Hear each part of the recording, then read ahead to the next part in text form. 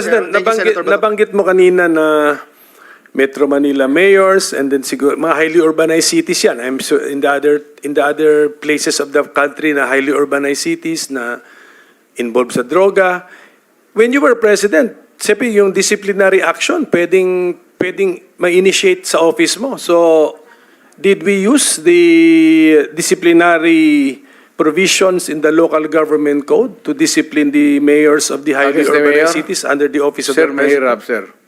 Mahirap talaga, sir, because una, matatakot talaga ang mayor. Especially dito sa Maynila.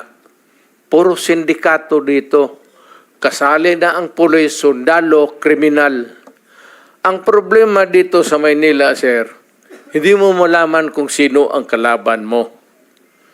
Baka sabihin mo lang kriminal, sindikato, hindi mo alam pati pulis. Eh, yung mga pulis, alam nila yan. Ito mga pulis nandito, yung mga pulis, alam nila yan. Na may mga tao sila na ganun. Ang problema, hindi nila basta-basta mapaalis. Siguro, i-isolate nila yan, assign nila ng duty na medyo mapalayo, but they can only do so much.